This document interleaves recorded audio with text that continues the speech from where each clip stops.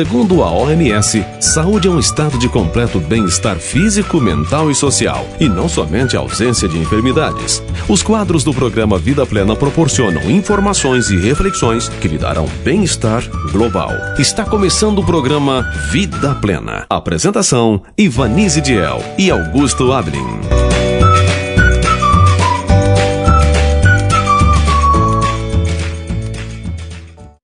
Bom dia, queridos ouvintes da Rádio Cidade Alta FM. Estamos chegando para o seu programa semanal de saúde, com muitas dicas para você. Hoje, sábado, 8 de junho de 2024, você continuará ouvindo a reflexão com o pastor Emerson, onde ele dará sequência ao estudo do livro de Êxodo. No quadro das curiosidades, Lili Bold falará sobre os alimentos que são bons para infecções e imunidade. No quadro Conselhos sobre Saúde, Ellen White mostrará como podemos cooperar com Deus por meio de uma observância inteligente às leis da vida e da saúde, pois a saúde é um dom precioso concedido ao homem. No quadro Princípios Educacionais, receberemos orientações preciosas com relação ao tema educação.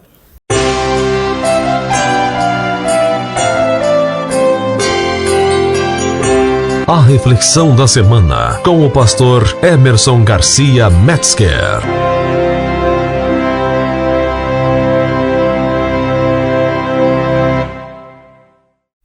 Olá, amigos da Cidade Alta FM. Que alegria estar com vocês mais uma vez. Estamos nesta jornada estudando o livro de Êxodo e tem sido com grande alegria um privilégio estar aqui falando para vocês. E já estamos no capítulo 17 de Êxodo. E muito importante porque na última vez que vos falei, o maná foi dado ao povo. E o maná caía todos os dias pela manhã, e no 7º dia não caía o maná. Então no 6º dia eles tinham que colher em dobro para que pudessem comer o maná no sábado. Era o único dia que o maná não estragava, quando era colhido em dobro na sexta-feira, para poder servir de alimento no 7º dia, no sábado. E agora estamos aqui no Êxodo capítulo 17. E o título é A Jornada pelo Deserto, de Sim e a Falta de Água.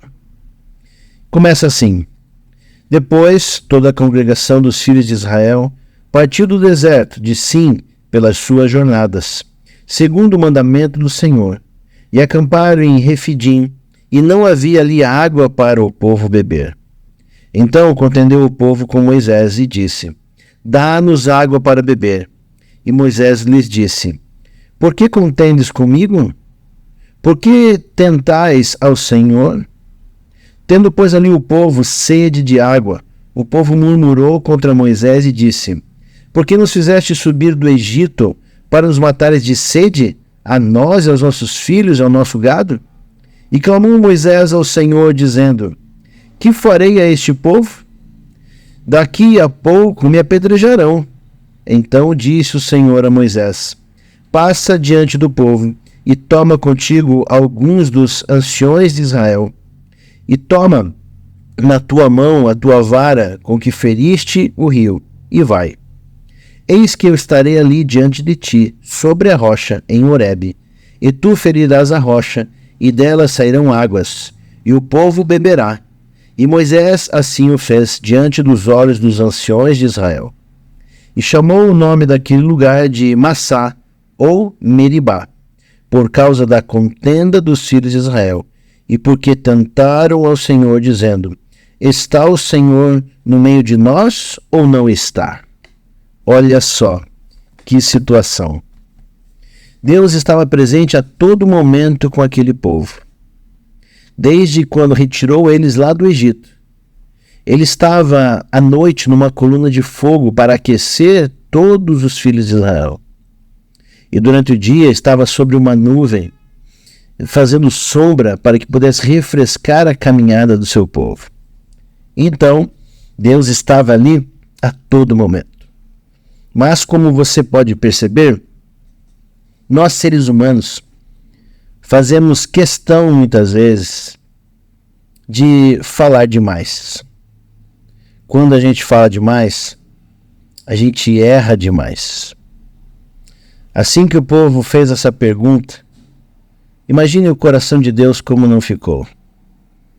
Já há algum tempo ali, desde a retirada do Egito, eles eram um povo que eram escravos, não tinham direito a nada. Agora Deus os liberta, faz passar o Mar Vermelho, traz o maná, alimenta o povo com codornas, para que eles pudessem comer a carne que eles queriam. Tudo Deus tinha feito, estava fazendo da melhor forma possível, mas o povo continua reclamando. E olha, ao chegar ali no deserto de Sim, não tinha água, e agora Deus também traz água para eles novamente. Deus já tinha feito isso lá no poço de Mara, onde tinha as águas amargas, já tinha transformado em água boa para beber. Mas parece que o povo sempre é incrédulo. E aqui que eu quero hoje fixar nossa conversa. A tua incredulidade. Você vê as coisas acontecendo, você entende um pouquinho da Bíblia, mas você continua não crendo. Interessante isso. Quantos milagres você já viu acontecer na tua vida? Eu não sei quantos anos você tem. Eu tenho 51 anos e já vi muitos milagres na minha vida. Muitos. Na minha própria vida, dá para contar aqui, passa de 2 mãos, contando os milagres que Deus fez por mim. Mas eu vejo muitos milagres na vida de outras pessoas. Mas infelizmente os milagres acontecem e muitos ainda se afastam de Deus. Quando voltam todos cheios de problemas, situações complicadas, voltam cheios de dificuldades, doença. Mas mesmo assim, Deus os recebe com alegria, com amor e ainda continua ajudando os seus filhos, mesmo os filhos rebeldes. E aqui nessa jornada era mais de 1 milhão de pessoas, muito mais. Se nós contarmos mulheres, crianças e todo o povo que estava ali, os seus servos, eu acredito que dava em torno de 2 milhões e meio de pessoas. Eram muitas pessoas. Mas Deus estava com todo o carinho ali, cuidando, protegendo, guiando, fazendo aquilo que era necessário. Deus nunca dá mais para a gente do que o necessário. E parece que na mente das pessoas, elas sempre querem mais do que necessário.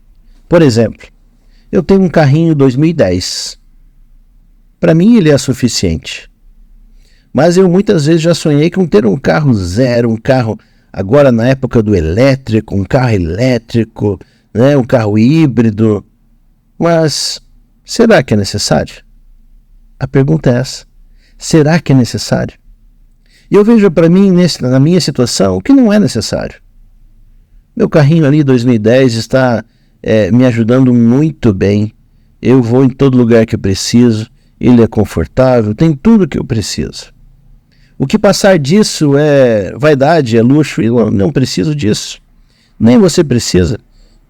Talvez agora esteja pensando, mas eu tenho um Fusca, eu tenho um Uno.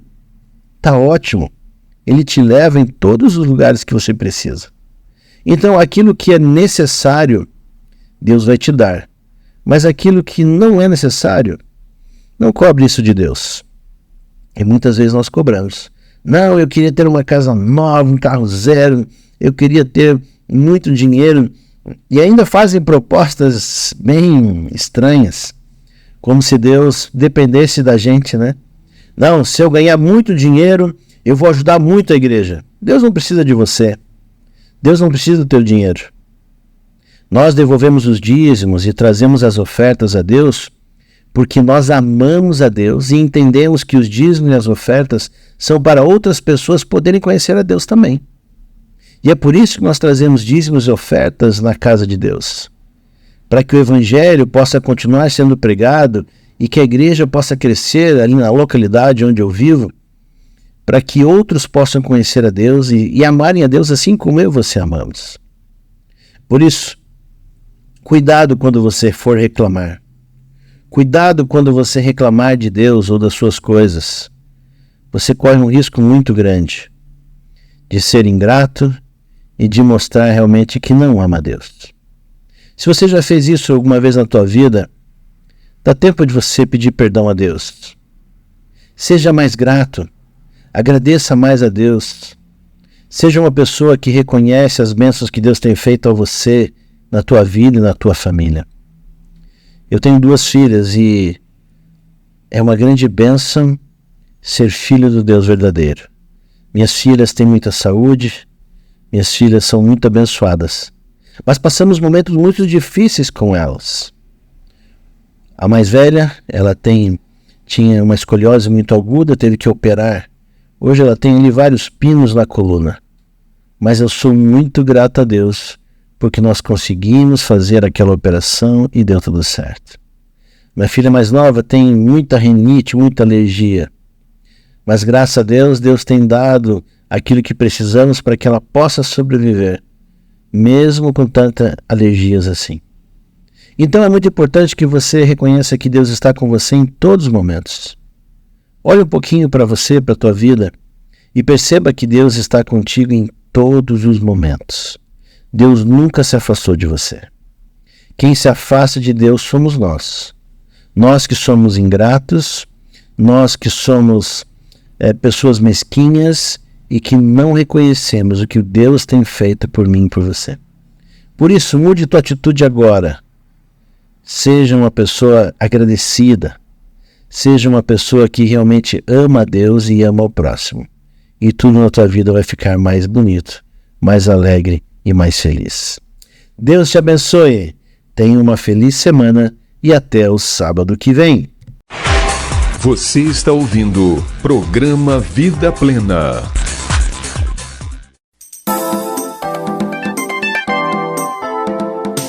Vida Plena apresenta Curiosidades da Semana com Lili e Buldi.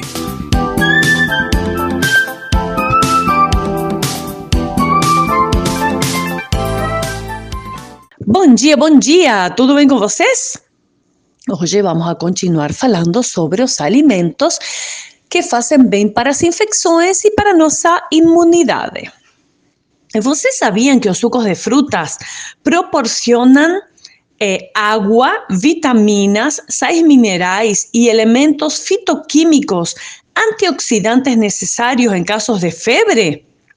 Além disso, favorecem a eliminação das substâncias residuais que circulam pelo sangue, cuja produção aumenta em caso de febre.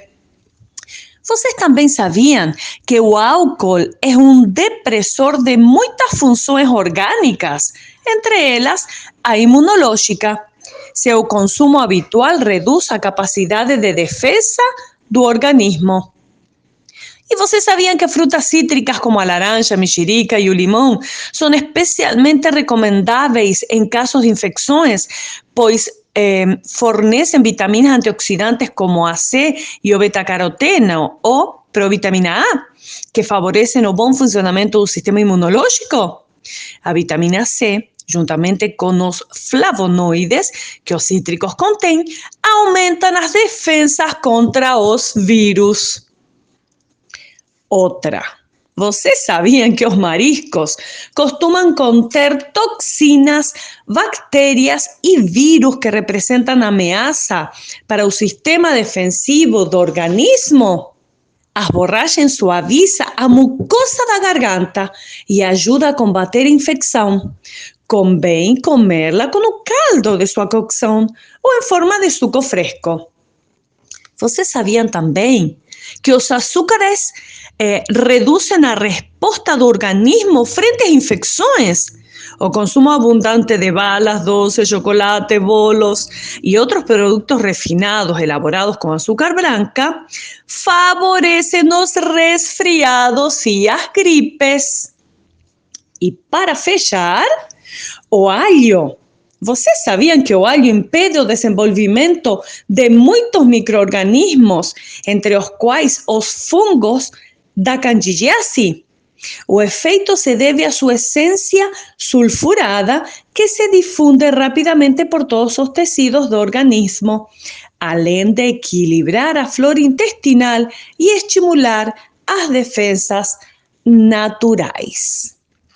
Até a próxima semana com mais curiosidades sobre os alimentos. O programa Vida Plena apresenta Conselhos sobre Saúde.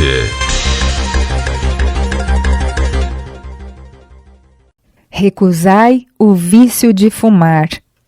O fumo, seja qual for a forma em que for usado, afeta a constituição. É um veneno lento. Afeta o cérebro e embota as sensibilidades, de maneira que a mente não pode discernir com clareza as coisas espirituais, em particular as verdades que teriam a tendência de corrigir essa satisfação sórdida. Os que usam o fumo em qualquer forma não se acham inocentes diante de Deus.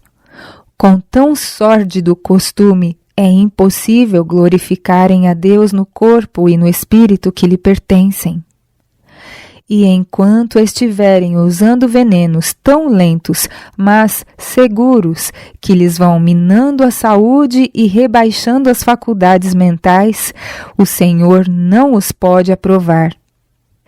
Ele pode ser misericordioso para com eles enquanto condescendem com esse pernicioso hábito na ignorância do dano que lhe está causando, mas quando o assunto lhes é exposto em seu verdadeiro aspecto, então acham-se culpados para com Deus, caso continuem a condescender com essa grosseira satisfação. Deus requeria que os filhos de Israel observassem hábitos de completa higiene. Em qualquer caso de impureza, por mínima que fosse, deviam eles permanecer fora do acampamento até a tarde, depois lavar-se e entrar no acampamento. Não havia um consumidor de fumo naquele vasto exército. Caso houvesse, ter-se-lhe-ia exigido escolher entre permanecer fora do acampamento ou abandonar o uso da erva imunda. E após purificar a boca do mínimo dos seus repugnantes vestígios, ter-se-lhe-ia permitido misturar-se com a congregação de Israel. O uso do fumo, uma ofensa a Deus. Os sacerdotes que ministravam nas coisas sagradas eram mandados lavar os pés e as mãos antes de entrarem no tabernáculo, na presença de Deus, para interceder por Israel, a fim de que não profanassem o santuário. Houvessem os sacerdotes entrado no santuário com a boca suja de fumo, teriam eles participado da sorte de Nadab e Abiú. Entretanto, mesmo professos cristãos se curvam na presença de Deus em seus lares para orarem, tendo a boca profanada pela imundícia do fumo. Requerida limpeza rigorosa. Os homens que foram separados pela imposição das mãos para ministrarem nas coisas sagradas vão muitas vezes ao púlpito com a boca poluída, os lábios manchados e o hálito contaminado pelo vício de fumar. Falam eles ao povo em lugar de Cristo. Como pode tal serviço ser aceitável a um Deus santo que requeria que os sacerdotes de Israel fizessem preparativos tão especiais antes de chegarem à sua presença, para que sua santidade os não consumisse por desonrarem-no, como no caso de Nadab e Abiú? Podem eles estar certos de que o poderoso Deus de Israel ainda é um Deus de limpeza. Professam estar servindo a Deus enquanto estão praticando a idolatria ao fazerem do seu apetite um Deus. O fumo é seu acariciado ídolo. A ele deve submeter-se toda sublime e sagrada consideração. Professam estar adorando a Deus, ao passo que estão violando o primeiro mandamento. Têm eles outros deuses diante do Senhor. Purificai-vos, os que levais os vasos do Senhor. Exige Deus pureza de coração e higiene pessoal agora, assim como o fazia ao dar instruções especiais aos filhos de Israel. Se Deus foi tão minucioso ao prescrever limpeza para aqueles que jornadeavam pelo deserto, que se achavam ao ar livre quase todo o tempo, não requer Ele menos de nós, que vivemos em casas forradas, onde as impurezas são mais observadas e têm influência mais insalubre. O uso do fumo contrário à piedade. Ao ver homens que pretendiam desfrutar as bênçãos de inteira satisfação, embora fossem escravos do vício de fumar, a cuspir e emporcalhar tudo o que lhes ficava ao redor, tenho pensado: como seria o céu, houvesse nele consumidores de fumo? Os lábios que estivessem tomando o precioso nome de Cristo estariam maculados pela saliva de fumo. O hálito estaria poluído pelo mau odor e mesmo a roupa estaria contaminada. A alma que tivesse prazer nessa imundícia e apreciasse essa atmosfera venenosa deveria estar também conspurcada. O sinal pendurado do lado de fora dizia o que havia dentro. Homens que professam piedade oferecem seu corpo sobre o altar de Satanás e queimam o incenso do fumo à sua majestade satânica. Afigura-se severa essa declaração? A oferta deve ser apresentada a alguma divindade. Como Deus é puro e santo e não aceitará coisa alguma maculada em si mesma, recusa ele este dispendioso, sórdido e profano sacrifício. Por conseguinte, concluímos que Satanás é quem reclama a honra. Você está ouvindo o programa Vida Plena.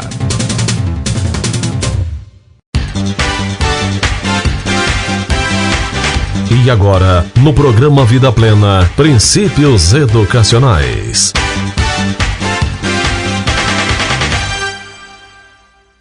Fala com a terra, e ela tu ensinará. O grande ensinador levou seus ouvintes em contato com a natureza para que pudessem ouvir a voz que fala em todas as coisas criadas. E abrandando-se-lhes o coração e tornando-se-lhes impressionável a mente, auxiliava-os a interpretar o ensino natural das cenas sobre as quais repousavam seus olhos. As parábolas, por meio das quais gostava de ensinar lições de verdade, mostram quão aberto era o seu espírito às influências da natureza e como ele se deleitava em coligir do ambiente da vida diária ensinos espirituais. Os pássaros no ar, os lírios do campo, o semeador e a semente, o pastor e as ovelhas. Eis com que Cristo ilustrou verdades imortais. Ele tirou também ilustrações dos acontecimentos da vida e fatos da experiência particular aos ouvintes, o fermento, o tesouro escondido, a pérola, a rede de pescar, a moeda perdida, o filho pródigo, a casa sobre a rocha e sobre a areia. Em seus ensinos havia algo para interessar a todo espírito, para apelar a todo coração. Assim, a lida diária, em vez de ser mera rotina de labutas, despojada de pensamentos elevados, iluminava-se e erguia-se pelas constantes lembranças de coisas espirituais e invisíveis. Dessa maneira devemos ensinar. Que aprendam as crianças a verem a natureza uma expressão do amor e da sabedoria de Deus. Que o pensamento a respeito dele se entrelace com pássaros, flores e árvores. Que todas as coisas visíveis se tornem para elas os intérpretes do invisível, e todos os acontecimentos da vida sejam os meios para o ensino divino. aprendendo elas assim as lições que há em todas as coisas criadas e em todas as experiências da vida, mostrai que as mesmas leis que dirigem as coisas na natureza e os fatos da vida são as que nos governam, que foram dadas para o nosso bem e que unicamente na obediência às mesmas podemos encontrar a verdadeira felicidade e êxito. A lei do serviço. Todas as coisas, tanto no céu como na terra, declaram que a grande lei da vida é a lei do serviço em prol de outrem. O Pai infinito atende à vida de todo ser vivente. Cristo veio à terra como aquele que serve. Os anjos são espíritos ministradores, enviados para servir a favor daqueles que hão de herdar a salvação. A mesma lei do serviço está escrita sobre todas as coisas na natureza. Os pássaros do ar, as bestas do campo, as árvores da floresta, as folhas, as flores, o sol no céu e as estrelas luzentes, tudo tem seu ministério. O lago e o oceano, o rio e as fontes, cada um tira para dar. À medida que todas as coisas assim contribuem para a vida do mundo, também garantem a sua própria. Dai e ser-vos-á dado. É a lição não menos seguramente escrita na natureza do que nas páginas das Escrituras Sagradas. Assim como os vales e planícies abrem passagem às correntes das montanhas para atingirem o mar, aquilo que eles proporcionam é restituído centuplicadamente. A corrente que segue murmurando pelo seu caminho deixa atrás de si seus dons de beleza e frutificação. Através dos campos despidos e queimados, sob o calor do verão, uma linha de verdura assinala o curso do rio. Cada bela árvore, cada botão, cada flor constitui uma testemunha das recompensas que a graça de Deus decreta a todos os que se tornam seus condutores ao mundo. Você ouviu o programa Vida Plena. Volte a nos ouvir no próximo sábado, aqui na Cidade Alta FM.